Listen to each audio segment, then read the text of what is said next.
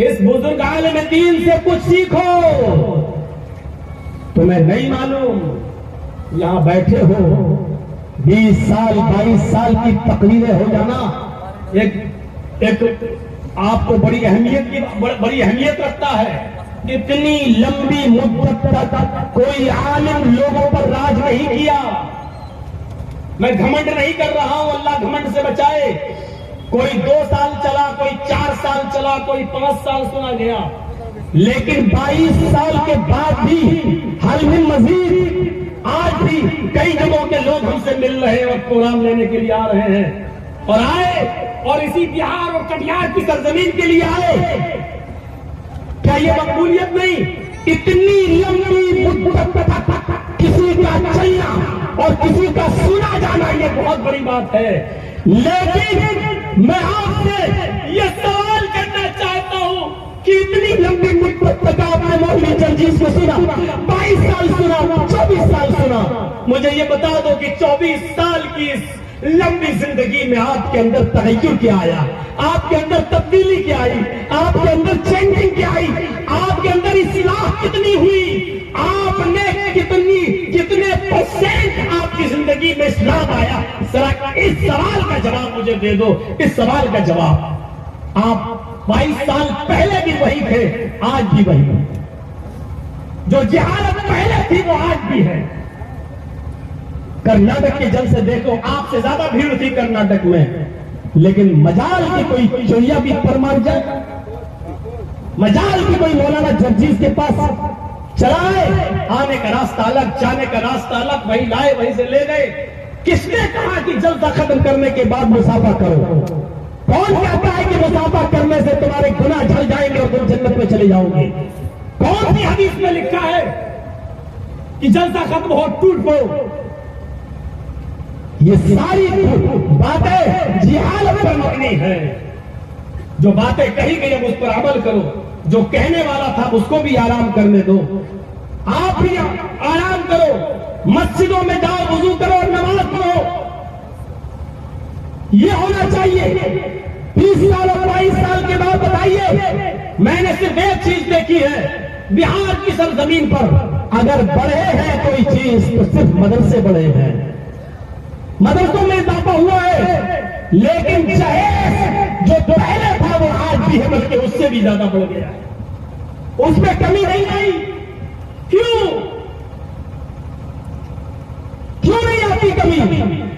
मदरसे खुल जाते हैं, मदरसे की कमेटी बन जाती है, जहेज को रोकने के लिए कमेटी क्यों नहीं बनती?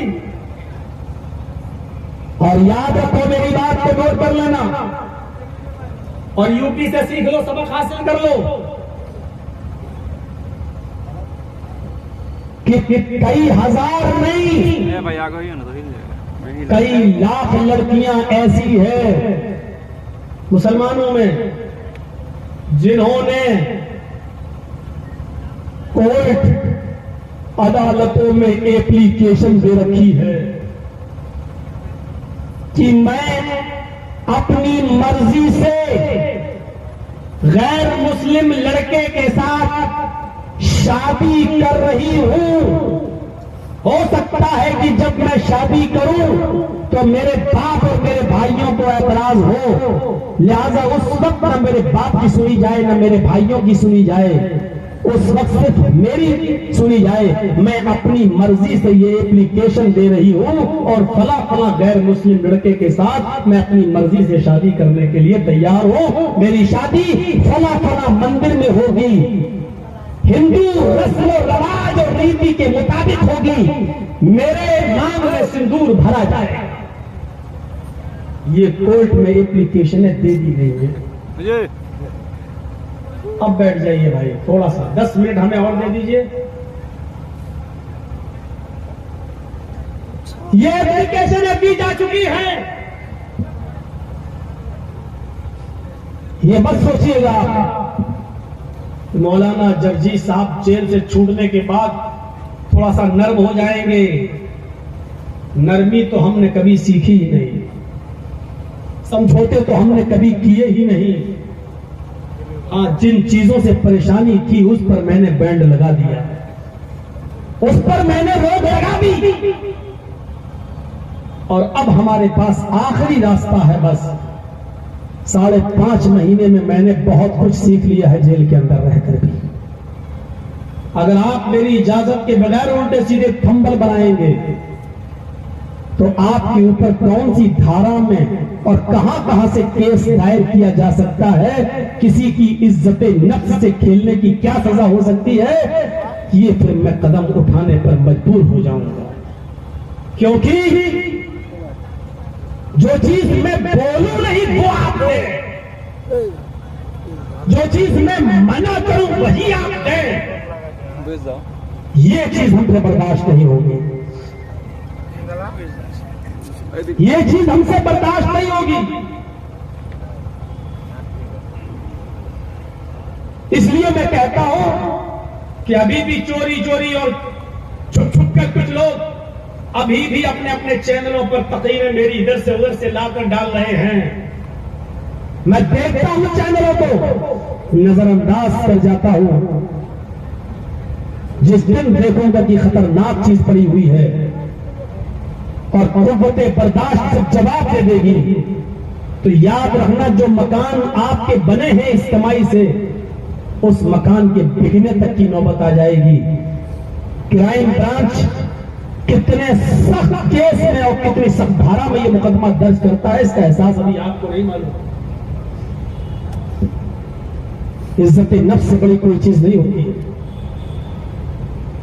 मौलाना ने मोदी को ललकारा, ये हेडिंग देंगे आप? मौलाना ने हिंदू धर्म की अर्थी उठाई, ये हेडिंग देंगे आप? मौलाना को हुआ एक लड़की से प्यार, ये हेडिंग देंगे आप? मौलाना से मिलने आई एक लड़की, ये हेडिंग देंगे आप?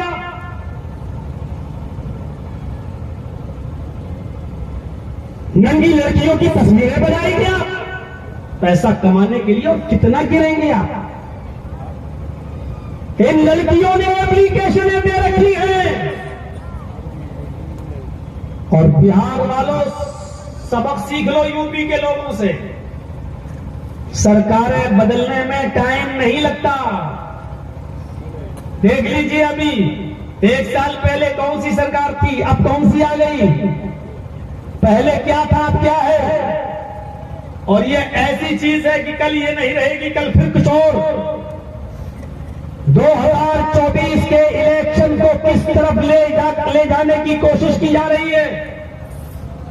मौलाना जर्जीस कुछ नहीं बेचते, उनकी हैसियत क्या, जब राहुल गांधी जैसी शख्सियत को 2 साल की सजा सुनाई जा सकती हो, आजम खान को 3 साल की सजा सुनाकर उनकी सदस्यता और सांसदी खत्म की जा सकती हो, उनकी एमएलए की मेंबरशिप खत्म की जा सकती हो। दिन दहाड़े इलाहाबाद के धरती पर हॉस्पिटल ले जाते हुए रात की 10:30 और 11 बजे के टाइम पर पुलिस की मौजूदगी में मर्डर और हत्याएं होने लगे।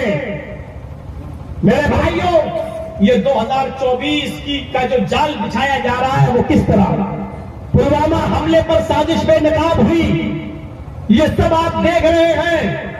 अभी 2024 से पहले देखिएगा इस किस्म की हरकतें और भी होंगी, क्योंकि माहौल पूरा 80 और 20 के बीच कर दिया जाएगा, 20 को एक तरफ कर दिया जाएगा और 80 को एक तरफ कर दिया जाएगा। ये चीज, और आपको एक चीज बताऊं, मैंने अभी तक और आज तक जेल से निकलने के बाद अभी वो 2 मर्डर जो इलाहाबाद प्रयागराज में हुए हैं 2 भाइयों के, मैंने उस पर कोई तकरीर नहीं की, एक लफ्ज भी नहीं बोला, उसकी तरफ मैं कभी गया ही नहीं हूं, मैंने कोई इशारा भी नहीं किया है। लेकिन इसके बावजूद इसी इंडियन मिक्स वॉइस चैनल ने उसको भी दिया और क्या कहा, अतीक और अशरफ पर क्या बोले मौलाना जर्जीस।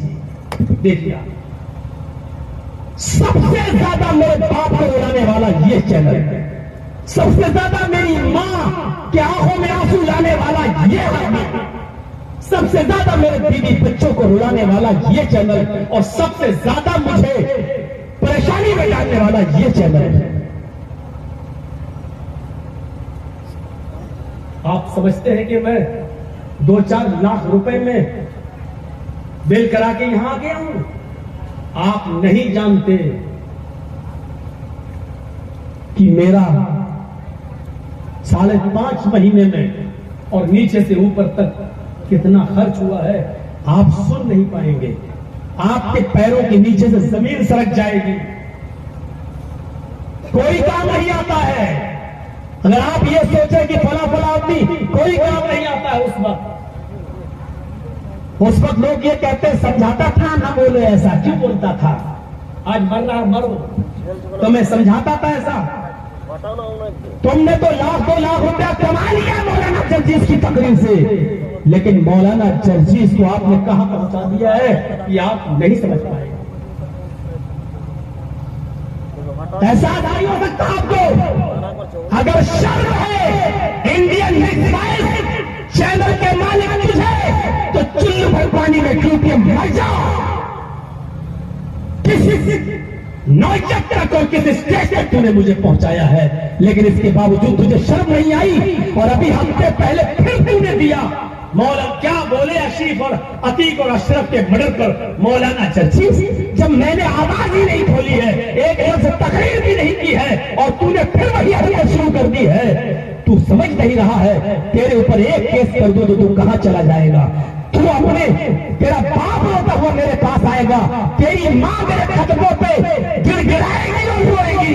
मैं नहीं चाहता हूं कि जो दिन मुझे देखना पड़े, तेरी बीवी तू रोए, तेरे बच्चे रोए, तू रोए और तेरा बाप रोए। मैं नहीं चाहता हूं कि मैं तुझे उस नौयत तक पहुंचाऊं, लेकिन अगर तूने मुझे मजबूर किया तो मैं किसी भी हद तक जा सकता हूं, किसी भी हद तक जा सकता हूं। मैं बरसरेआम इस ऐलान को कर रहा हूं, वहां तक पहुंच जानी चाहिए मेरी बात। मैं किसी भी हद तक जा सकता हूं।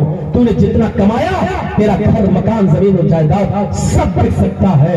जब मौलवी जर्जीस का तू बिकवा सकता है, तो मौलवी जर्जीस भी किसी हद तक जा सकता है।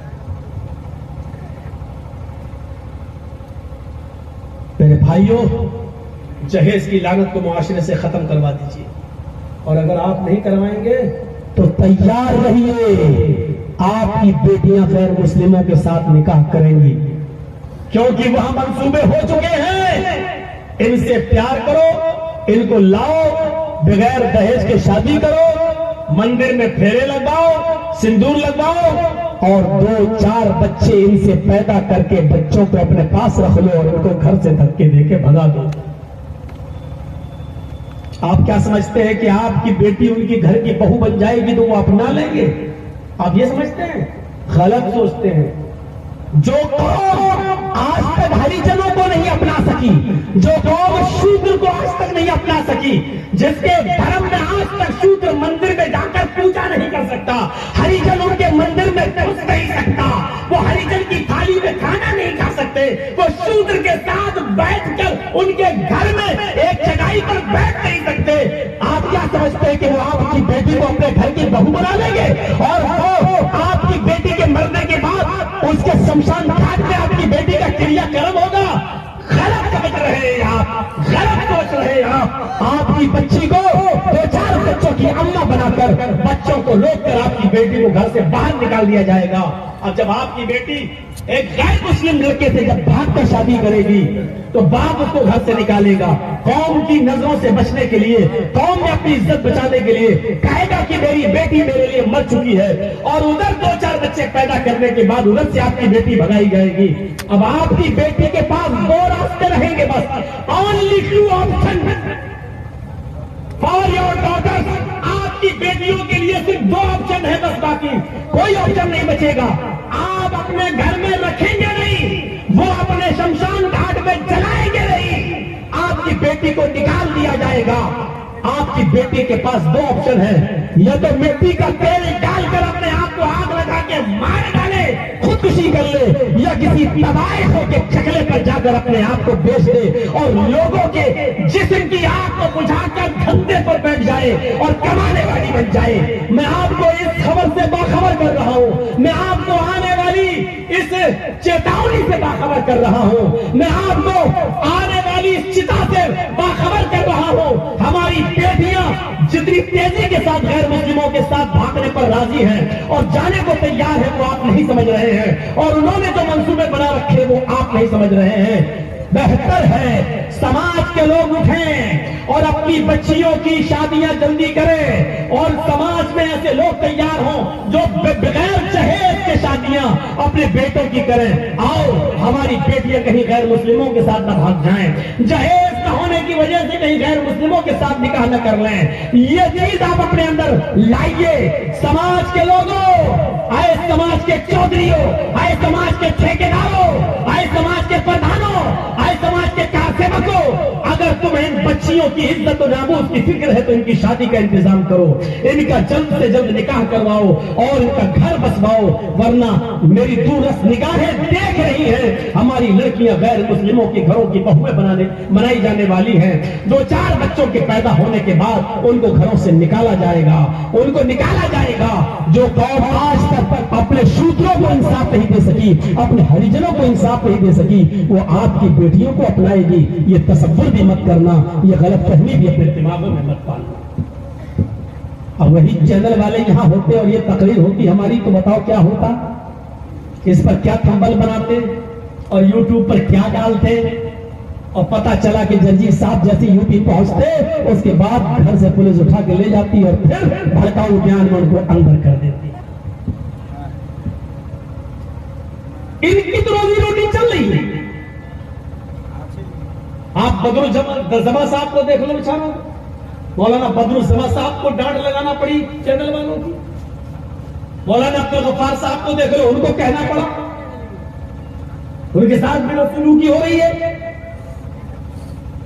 जो उठे हैं बेचारे छोटे छोटे लोग जो अभी बड़ा बनना चाहते हैं, उनकी तकरीरें डालो, उनको मशहूर करो। हमें शोहरत की जरूरत नहीं, अल्लाह ने बहुत दे दी है, बहुत दे दी है। हमें तो अल्लाह ने इतनी इज्जत दी कि जब हम सऊदीया में हज करने के लिए गए, मौलाना हारून साहब और मौलाना असगर साहब हमारे साथ थे। पूछिएगा, मौलाना हारून साहब गवाह हैं। जब मैं खाने काबा में नमाज पढ़ रहा था तो एक आदमी मेरे बाएं तरफ नमाज पढ़ रहा था, पाकिस्तानी था। जब मैंने सलाम फेरा, इमाम हरम ने सलाम फेरा, सलाम वालेकुम रहमतुल्लाह सलाम। जब मैंने सलाम फेरा दाएं तरफ, और जब इमाम साहब ने बाएं तरफ सलाम फेरा, तो मैंने जब बाएं तरफ फेरा, लेकिन वो पाकिस्तानी आदमी बाएं तरफ सलाम ही नहीं फेर रहा, मुझे देखता चला जा रहा। तो मौलाना हारून साहब ने उसका चेहरा घुमा के कहा कि भाई इधर भी पहले सलाम फेर लो, ये वही है जो तुम समझ रहे हो। मौलाना जतीश साहब ने उसने लगाया, गले से और सीने से लगाया, और फिर हम लोगों को होटल ले गया और खाना आना खिलाया पाकिस्तानी होटल में। मैं आपकी शोहरत का मोहताज नहीं हूं, अल्लाह ने मुझे दी है, इज्जत दी है। और फेसबुक पर कुछ भी लिख डालो, कुछ नहीं कर पाओगे। तो ये आंधी है, ये सैलाब है इज्जत और सरबुलंदी का जो अल्लाह की तरफ से मुझे मिला है। उड़ जाओगे अगर तुम मुझे जलील करने की कोशिश करोगे, मिट जाओगे तो खुद अगर तुम मुझे मिटाने की कोशिश करोगे। क्योंकि अल्लाह की तरफ से जब किसी को इज्जत और बुलंदी दी जा रही हो, उसको कोई मिटाना चाहेगा तो उस तूफान में, उस सैलाब में खुद बह जाएगा, उस सैलाब में वो खुद तबाह बर्बाद हो जाएगा, वो खुद मिट जाएगा, लेकिन मिटा नहीं सकता किसी को। मैं उस वक्त तक बाइज्जत रहूंगा। जेल में जाने के बाद फिर किसकी इज्जत रहती है? लेकिन जेल में जाने के बाद भी जिसको इज्जत हो, और जेलर उठ के आता हो जिसके लिए, नमाज पढ़ाने के लिए अगर दिया जाता है इतने लोगों में, तो मुझे दिया जाता है कि लो आज के बाद तुम नमाज पढ़ाओगे। मेरे भाइयों, जो काम मैं यहाँ करता था वही काम मुझे ये अलग बात है कि यहाँ हजारों में करता हूँ, वहां 2-4-5-6 लोग नहीं, 200-400-500 लोगों में करना पड़ता है, लेकिन काम वही होता है मेरा। मेरे भाइयों, अगर किसी के बीवी और बच्चे ना हो, तो मैं तो कह रहा हूँ, अगर किसी के बीवी बच्चे माँ बाप ना हो, तो जेल से ज्यादा सुकून कहीं नहीं है। जेल में अगर कोई टेंशन किसी को होती है तो सिर्फ माँ बाप की और बीवी बच्चों की। मेरे बाप बीमार हो, उनका इलाज कैसे होगा, मेरे बच्चों की फीस कैसे भरी जाएगी, बेटा बीमार होगा तो क्या होगा। और ऐसा हुआ 5.5 महीनों में मेरे घर में कौन कौन बीमार हुआ। मेरी बीवी जो अकेले कभी लखनऊ के मेरे घर से कभी बाहर नहीं निकली, वो किन परिस्थितियों में, किन के साथ, किन औरतों को उसने फोन करके बुलाया और किन के साथ उसको दवा लेने जाना पड़ा, ये सारे हालात मेरे सामने हैं। अल्लाह मेरे उस दुश्मन को कभी माफ नहीं करेगा जिसने मुझे यहाँ तक पहुँचाने की कोशिश की है, और मैंने अपने मुकदमे को अल्लाह की अदालत में पेश किया है। इलाहुल आलमीन, मैं तेरे दीन की सरबुलंदी के लिए जेल में गया, और जिस आदमी ने मुझे यहाँ तक पहुँचाया मैंने उसके मुकदमे को तेरी अदालत में पेश किया। तू ही उससे निपटेगा, और तेरी जो सजा होती है वो ऐसी होती है कि वो ऐसी होती है जो लोगों के दरमियान निशान इबरत बन जाती है, इबरतनाक होती है। हमने अल्लाह की अदालत में उस मुकदमे को सौंपा है। मजबूर मत करो चैनल वालों, मजबूर मत करो मुझे। मैंने चंद बुनियादी बातें इस 2 घंटे की तकरीर में आपके साथ चीख चीख कर रख दी है। मेरे भाइयों, कल मुझे फिर साहिब बिल्कुल मदीना जाना है, और फिर मुझे दूसरी जगहों के भी सफर करना है। हम अल्लाह से दुआ करते हैं बारी अल्लाह। फिर मैं कहता हूँ कि इज्जत आपने हमारे लिए दुआएं की हैं, अल्लाह इस मोहब्बत को